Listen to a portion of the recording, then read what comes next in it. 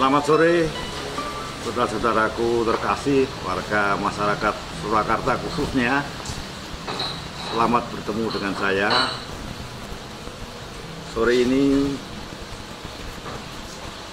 marilah kita berbincang-bincang. Jadi nanti kawan-kawan bisa memberikan komentar dan atau lain sebagainya, atau memberi pendapat yang lain, kami persilahkan. Sore ini saya akan bercerita tentang pengalaman saya yang membuat saya merinding. Dalam bahasa Jawanya, saya merinding. Ini 20 tahun yang lalu saya berada di Pendopo Ageng Taman Budaya Jawa Tengah di Surakarta. Pada saat itu ada pergelaran tari yang menari itu seorang empu yang sangat luar biasa, namanya Bapak S. Ngaliman. Beliau akan menarikan sebuah tari dengan judul Panji Tunggal atau Panji Sepuh. Ketika lampu semua padam,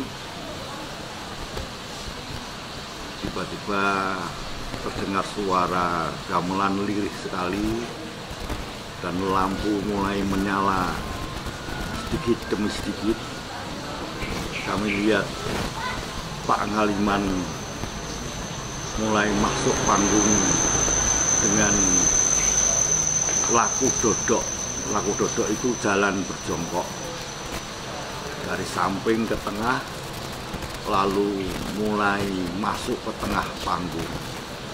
Sampai di tengah panggung, Pak Ngaliman duduk silantoyo. Tiba-tiba saya merasa merinding. Beliau seperti tafakur, seperti berdoa. Pada saat itu Pak Ngali masih sangat sadar bahwa dia akan menari, bahwa dia dilihat oleh ratusan mungkin ribuan penonton di Pendopo Ageng Taman Budaya. Lalu Pak Ngaliman mulai bergerak perlahan, sembahan, lalu berdiri, bergerak pelan-pelan, terus-menerus. Akhirnya sampai pada satu titik di mana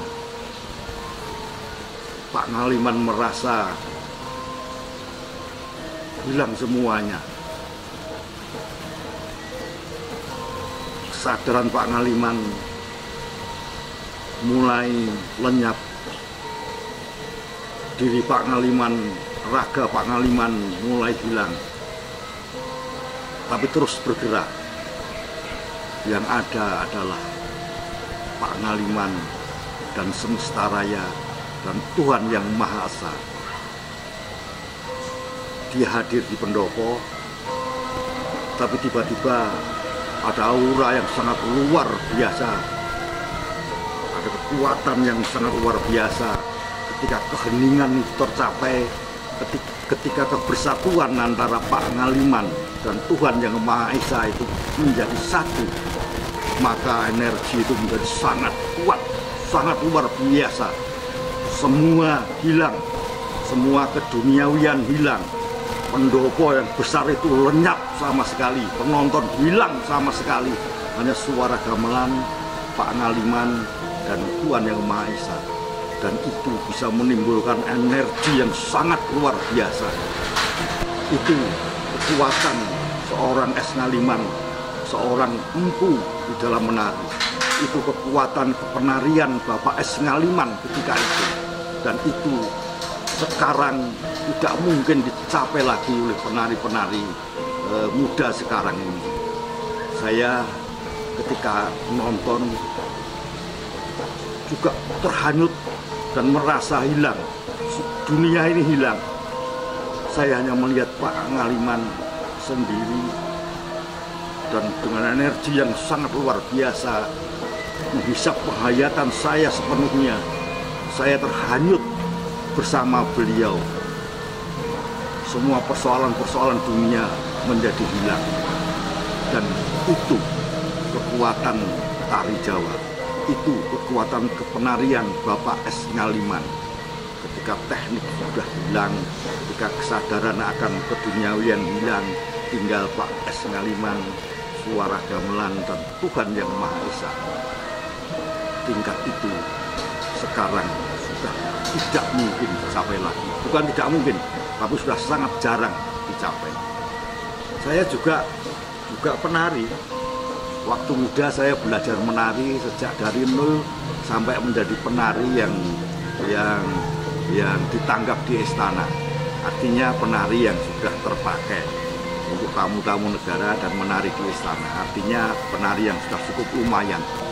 Tapi saya percaya bahwa saya tidak sampai ke tingkat kepenarian Pak S. Ngaliman. Saya tidak sampai ke tingkat keheningan di mana semua hilang, ada ekstasi, ada semacam trans, semua hapus. Utang-utang saya hilang, hubungan saya dengan istri saya tidak ada, hubungan saya dengan tetangga tidak ada, tinggal hubungan saya dengan Tuhan Yang Maha Esa. Dan konon katanya, menurut Pak Ngaliman, pada saat itu ada satu kebahagiaan puncak yang tidak bisa ditukar oleh apapun juga. Tidak bisa ditukar oleh tepuk tangan, tidak bisa ditukar oleh bondo dono derajat pangkat, tidak bisa. Dan itu adalah kebahagiaan yang hanya bisa dicapai ketika pada suatu saat seorang penari mencapai titik tertentu, keheningan tertentu, ekstasi tertentu. Saya membayangkan, saya dulu juga pernah ingin mencapai tingkat kepenarian seperti itu. Saya belajar teknik, belajar gerak, belajar olah tubuh, belajar gerak tari, belajar tari apapun juga.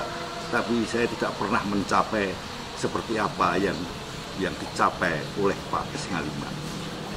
Harapan saya, apa yang sudah dilakukan oleh Pak S. Ngaliman bisa diraih juga oleh generasi-generasi setelahnya. Generasi adik-adik saya, generasi anak-anak saya, generasi cucu saya. Orang-orang tua yang seumuran dengan Bapak S. Ngaliman, kakak saya, kalau melihat kawan-kawan kita sekarang menari, dia bilang, dia bisik-bisik dengan saya, "Kuwi rung joget le, kuwi isih sekolah." Ada lagi yang bilang, "Kuwi ora joget le, kuwi setanden le." Artinya memang ada perbedaan antara menari dengan standen, menari dengan senam, menari dengan akrobat, itu ada perbedaannya. Tapi sekarang hal itu sudah jarang kita capai. Hari ini saya ingin menyampaikan semacam kebahagiaan saya dalam melihat apa yang dulu pernah dicapai oleh Bapak S. Ngaliman.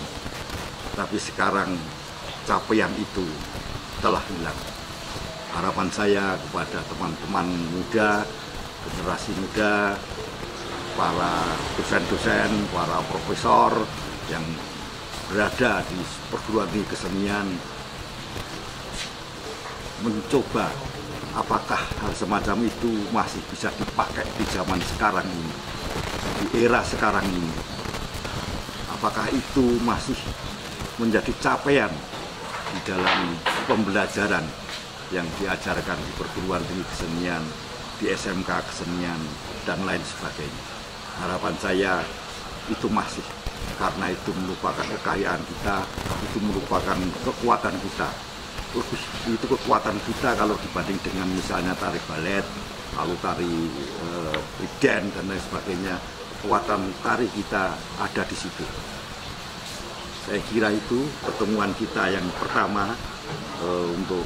Untuk kali ini kita akan bertemu di obrolan-obrolan berikutnya lagi dalam hal-hal yang lain yang sangkut paut dengan kesenian dan persoalan-persoalan hidup kita, agar supaya hidup kita menjadi lebih baik, lebih semeleh, tapi tetap maju dan berderap sejahtera, bahagia di dalam dunia kita sekarang ini. Oke, selamat siang, selamat sore, sampai jumpa lagi.